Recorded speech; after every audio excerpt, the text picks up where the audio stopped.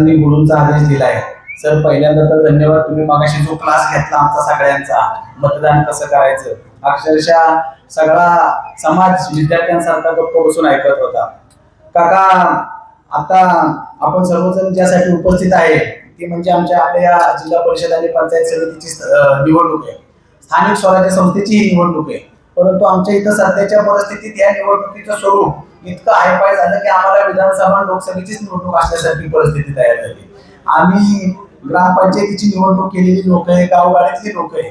आपल्याला स्थानिकच्या मुद्द्यांसाठी स्थानिकच्या व्यक्तींसोबत आणि स्थानिकच्या नेतृत्वाला घेऊन करण्याची ही निवडणूक होती. परंतु या निवडणुकीचं स्वरूप फार वेगळं ठेवलं गेलं. परंतु समोरच्यांनी जरी या स्वरूप बदलण्याचा प्रयत्न केला तरी इथली स्थानिक जनता ही स्थानिक नेतृत्वाच्याच पाठीमागे उभं राहील असा माझ्या एक मनात आत्मविश्वास आहे. आम्ही ग्रामपंचायतीच्या माध्यमातून जी काही कामं केली त्याचा तर लेखाजोखा तुम्हाला आम्ही मागच्या 10-12 दिवस दिलाच आहे. परंतु ही निवडणूक कशासाठी आहे तर ही निवडणूक या भागामध्ये यशवंत विचार टिकवण्याची, ही निवडणूक या भागामध्ये जनशक्तीच्या विरुद्ध धनशक्तीची. आणि ही निवडणूक मला अभिमान वाटतो माझ्या नेतृत्वाचा, काका असतील किंवा श्रीमंत रामराजे महाराज साहेब असतील, या निवडणुकीची उमेदवारी देत असताना पैशापेक्षा कार्यकर्ता, पैशापेक्षा सेवा आणि पैशापेक्षा कर्तव्य या गोष्टीला प्राधान्य देऊन त्यांनी या निवडणुकीचा निकष लावला आणि आमच्या सगळ्या गावगाड्यातल्या कार्यकर्त्यांना संधी दिली. मी मनापासून त्या नेतृत्वाचं आभार मानतो.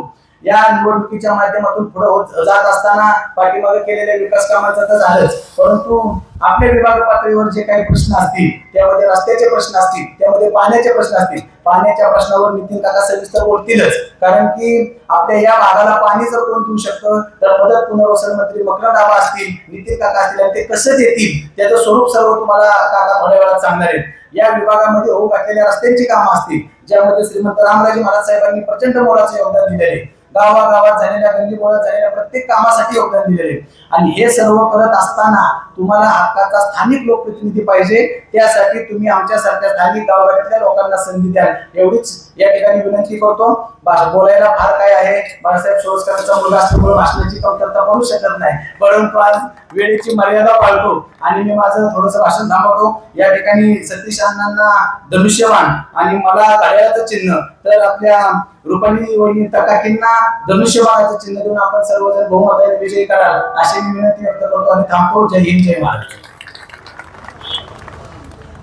सगळ्यांशी मिसळणारा, सगळ्यांच्या वावरणारा आणि ग्राउंड लेवलला तळाला धरून असणारा हा कार्यकर्ता, आणि त्याला रामराजे साहेबांनी पुन्हा एकदा संधी दिली. त्याचबरोबर आमचे सुधीर साळुंके या गावचे माजी सरपंच गेल्या अनेक वर्ष सुधीर या गावामध्ये संघटनेचं आणि एकूणच पार्टीचं काम अतिशय निष्ठेने करत आला. कधीही स्वतःची निष्ठा गळू दिली नाही. मागच्या पंचवार्षिकला इच्छुक होते, पण आपण सुधीर भाऊंना थांबवलं आणि संजू नानांना आपण संधी दिली. पण तेवढ्याच हिमतीने आणि हिरिरीने त्यांनी काम करून मागच्या इलेक्शनला संजू नानांना मोठ्या मताधिक्याने विजयी करण्यामध्ये सिंहाचा वाटा उचलला. आकाश सोळसकर, बाळासाहेबांचे सुपुत्र बाळासाहेब गेले 40-50 वर्ष, 40 वर्ष ते झाले असतील माझ्या मते, कोरेगाव तालुक्याच्या राजकारणामध्ये शंकरराव अण्णांच्या नेतृत्वाखाली बाळासाहेबांनी सुरुवात केली.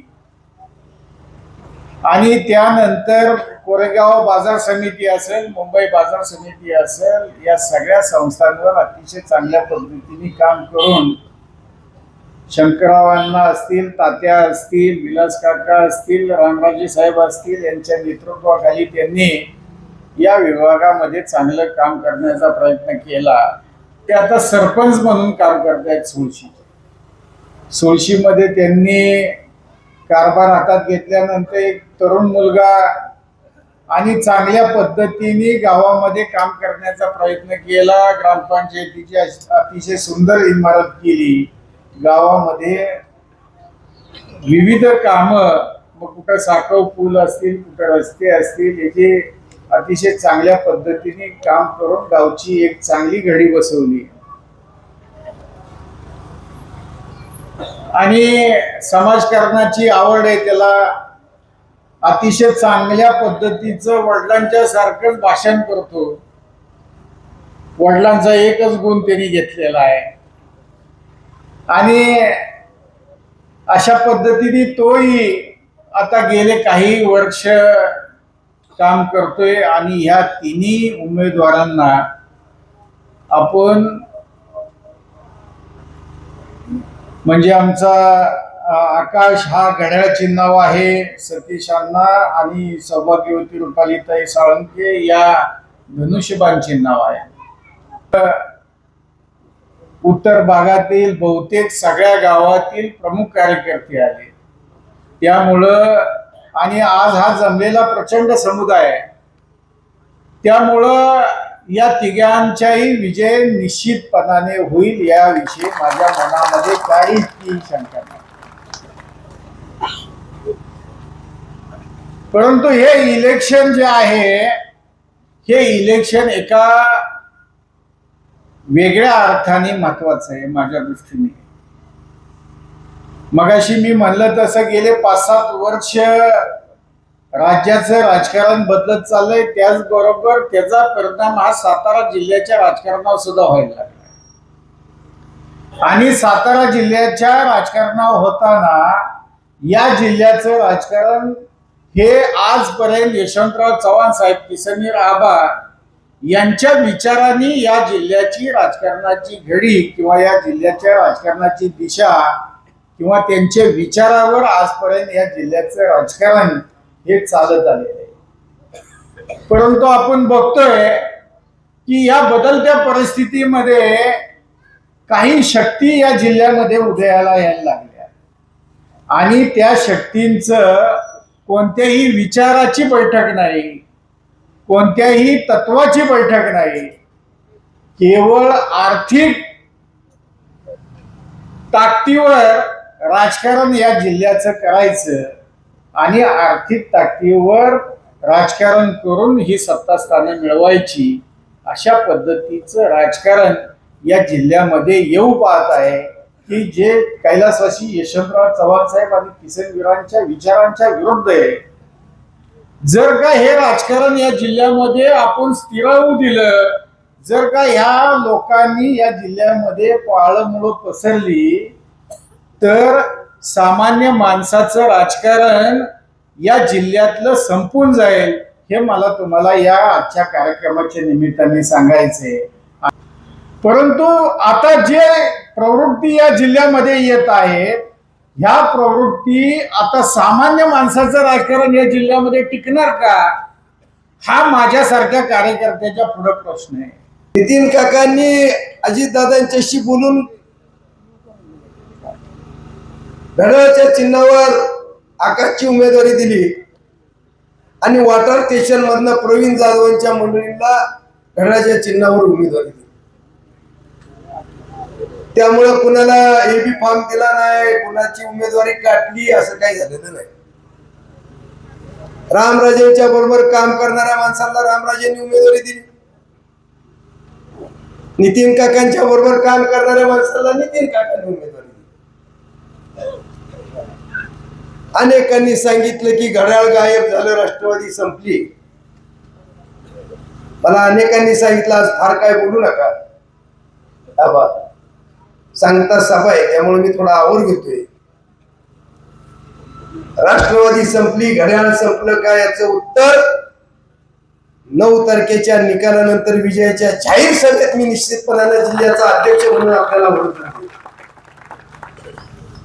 आपल्याला मिळालं नाही की पक्ष संपला आणि आपल्याला मिळालं की पक्ष राहिला असं कधी राजकारणात चालत नाही.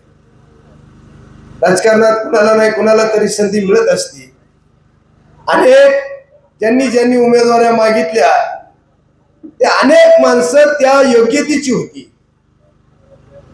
परंतु नाही मिळाली उमेदवारी. अनेकांची नावं घ्यावीत की ज्यांनी अर्ज माघार घेतले.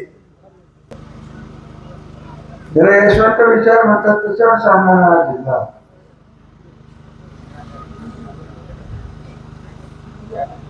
सत्य सांगण्याचा विचारही झालेला आहे. कोण कुठल्या विचाराचं आहे तेच कळत नाही.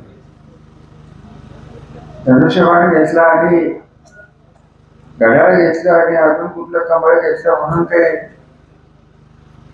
या चिन्हांच्या मागचे राजकीय विचार असतात ते स्वीकारले असं चुकून नाही.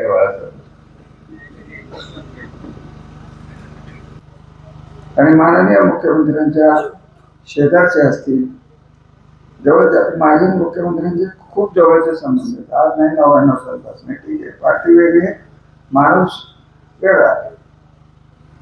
हा माणूस काही विदर्भाचा माणूस नाही, हा विकासाचा माणूस. त्यांचे चांगले गुणाचे मान्यच करायला लागतील, विचारसरणी करायचे, पटेल ना पटेल. यांना जर आणायचं असेल पाणी तर सोळशी पाण्याचं वाटप पहिले करून दाखवा. मग दाबा बोलतो ते काही चुकीचं नाहीये. मतदारसंघाचा प्रश्न नाही. पुनर्वसन हे महाबळेश्वरच्या लोकांचं कोण करणार आहे? आमच्या वेळेस जे पुनर्वसन झालं, मी जे करून घेतलं, 27,000 प्रकल्पग्रस्त हरवले म्हणून मी धरणाची रांग तुम्हाला आणि कोणी केलं खंडाळा पैठणी. आणि हे करणारी माणसं, त्याच्या मागची माणसं हे देवेंद्र फडणवीस तर अजिबात करणार नाही त्याची गॅरंटी मला माहिती आहे. मी बोललो असतो पण नाही बोल, मला स्वतःला अनुभव आहे. अशाच प्रकारचा सत्तेचा दुरुपयोग माझ्यावर झाला होता आणि तो होऊन दिला नाही तर देवेंद्र फडणवीस दिला. आणि म्हणूनच मी नेहमी म्हणतो की त्यांच्या न्यायबुद्धीवर माझा विश्वास आहे. हे विचाराने त्यांच्याबरोबर असतील परंतु अनुभवाने मी त्यांच्याबरोबर आहे. त्यामुळे तुम्ही काय घाबरू नका. काय हो एवढं तुम्ही घाबरतो? आम्ही तर ठरवलंय पलटण झालं. पोलिसांचा जर गैरवापर करायचा प्रयत्न झाला ना आमच्या तालुक्यात, 2,000 ते 3,000 रुपये लोक घेऊन मीच जाणार आहेत. लंगडत चालता आलं नाही तर खुर्चीवर बसून जाणारे व्हीलचेअरवर. आणि व्हीलचेअरवरही मला त्रास झाला तर ॲम्ब्युलन्स मधनं जाणारे पण मी जाणार. अहो याच्याशिवाय होणारच नाही, थांबणारच नाही. सत्तेसाठी कोणीही तुम्ही काही कसंही वागायला लागला आणि तुम्ही जर गपचूप सहन करायला लागला, चुका तुमच्या होणार, आमच्या नाही.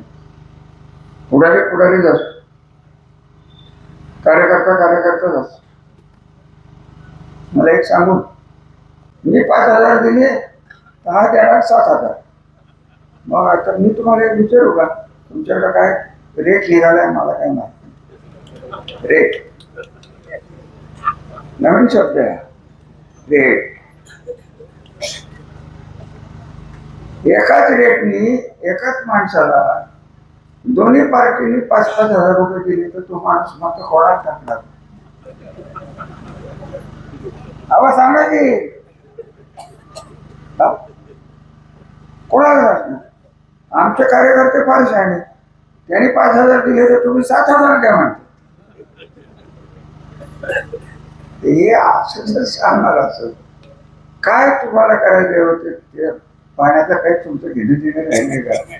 5,000 तुम्ही सत्वच विकताय, लोकशाहीच विकून टाकताय. चुका आमच्या 1,000 आहेत, आम्ही नालायकच आहे. पण तुम्ही लायक होता म्हणून आम्ही नालायक नाही.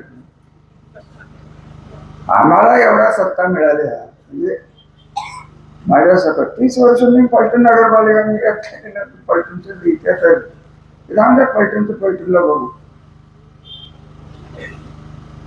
माझी इच्छा आहे की हे पक्षविरहित राजकारणाचं चाललंय, आनंद आहे. 2 गोट्यातली लोकांच्या गरजा एक आहेत, त्या सोडवण्यासाठी एकत्र यायला पाहिजे, आनंद आहे. सोडवायच्या कशा?